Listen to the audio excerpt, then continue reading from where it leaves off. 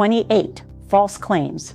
That is the number of independently verified false claims one major news organization documented from the President of the United States in a single week. Not a month, not a year, 1 week. Now, before this becomes a partisan debate, let's be analytically precise about something important. Every president stretches the truth. Every politician uses favorable framing. That is not new, and it is not unique to one party. But tonight, we are not doing a partisan exercise. We are doing an analytical one. Because when a sitting president makes 28 documented false claims in 7 days across economics, elections, immigration, and an act of war, that pattern tells us something important, not just about the claims themselves, but about the decision-making environment inside the White House. And that, for anyone trying to understand how American power actually operates right now, matters enormously. Tonight on the Daily Latitude, we go beyond the fact check and into the deeper analysis. Welcome back to the Daily Latitude. Tonight we are covering a story that sits at the intersection of political accountability and strategic analysis. CNN's fact-checking team documented 28 separate false claims made by President Trump between Monday and Friday of this past week. They covered 5 major areas: the economy, Democrats, elections, the Iran war, and immigration. We are not going to go through all 28. What we are going to do is something more analytically valuable. We are going to categorize the false claims by type, because different types of falsehoods serve different political functions. And understanding that function tells you far more about how this administration operates than any individual claim does. Let's get into it.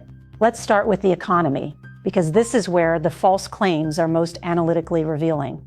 Trump claimed this week that when he took office, he inherited the highest inflation in American history. The actual inflation rate when Trump returned to office in January 2025 was 3.0%.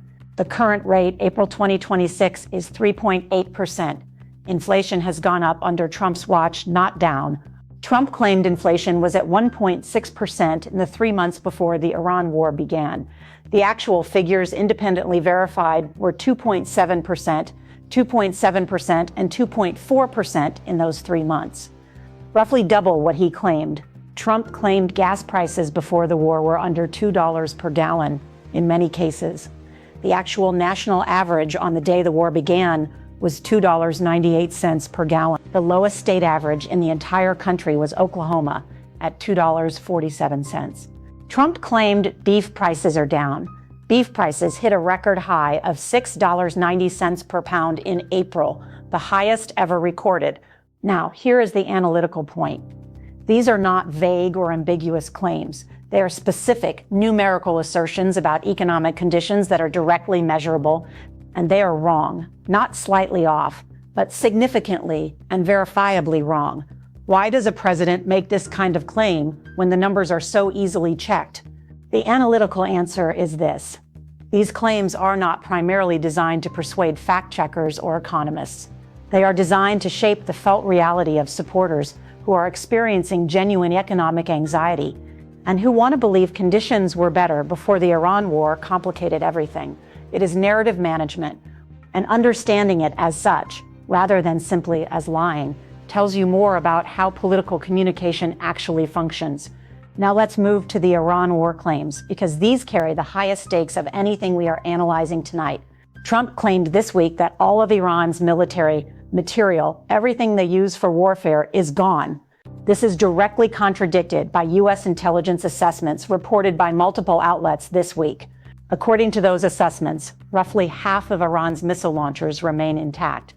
Thousands of one-way attack drones remain in Iran's arsenal. And critically, U.S. intelligence now indicates that Iran's military is reconstituting faster than expected. Iran is already rebuilding production capacity, and it is not starting from scratch. Trump himself partially walked back his own claim at the same event, acknowledging that Iran still has, in his words, a little ability and that their missiles are 82% gone. But 82% gone means 18% remains. On a pre-war arsenal that included hundreds of ballistic missiles, that 18% still represents a significant offensive capability. Here is why the analytical stakes here are so high. If the American public believes Iran's military is essentially destroyed, They will support a less demanding deal. They will accept looser verification mechanisms. They will be less alarmed by Iranian backsliding on commitments. If the American public understands that Iran retains real military capability and is rebuilding rapidly, they will demand much tougher terms. The gap between those two public perceptions, shaped directly by what the president says, has enormous consequences for what kind of Iran deal ultimately gets signed and whether it holds. Now, let's address the election claims briefly but analytically precisely. Trump claimed this week that Democrats can only win elections by cheating. He claimed the areas won by Kamala Harris in 2024 were rigged. He claimed the U.S. has more corrupt elections than third world countries. He also repeated his claim for the hundreds of times that he won in 2020. Here is the analytical reality. The 2020 election was reviewed, audited, litigated, and examined at every level of the American legal and electoral system. Over 60 court cases, Republican-appointed judges, Republican state officials all reached the same conclusion. The analytical question worth asking is not whether these claims are true. They are not. The analytical question is what function they serve at this point in 2026.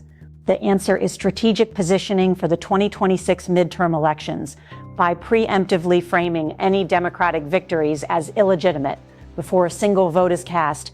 Trump is constructing a political environment in which his base will reject unfavorable electoral outcomes as fraudulent by default. That is not just political rhetoric.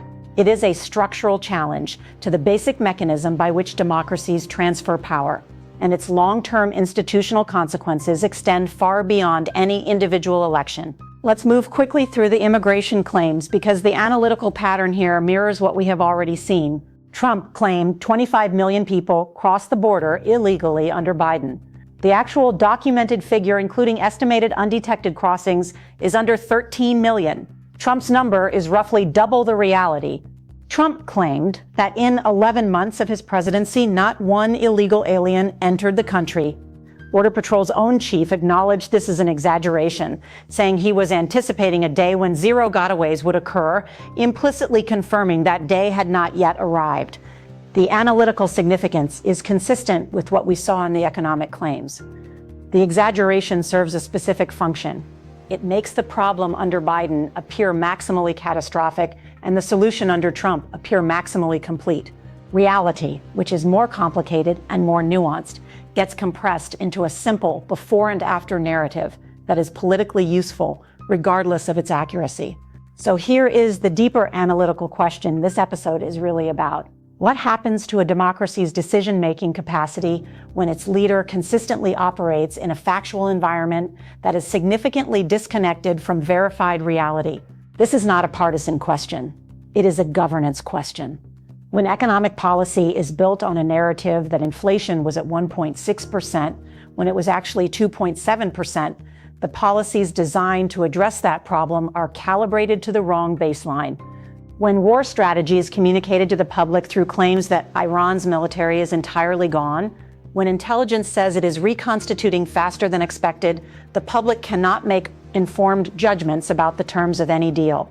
When electoral legitimacy is preemptively undermined before votes are cast, the institutions that process and accept electoral outcomes are weakened in ways that accumulate over time. None of this requires assuming bad faith. Political leaders have always managed narratives, always used favorable framing, always emphasized evidence that supports their position. But there is a meaningful difference between favorable framing and claiming gas was under $2 when the national average was $2.98.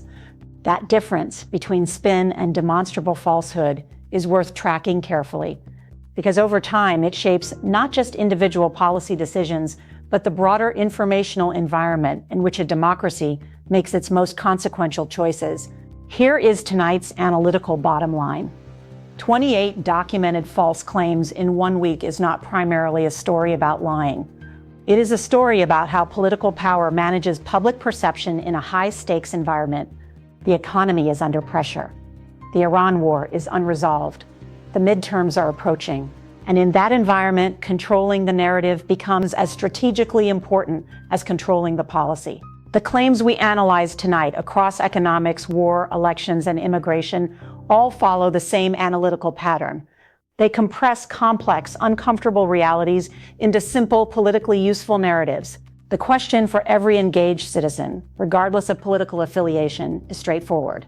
Are the decisions being made in Washington being made on the basis of reality as it actually is, or on the basis of reality as it has been described?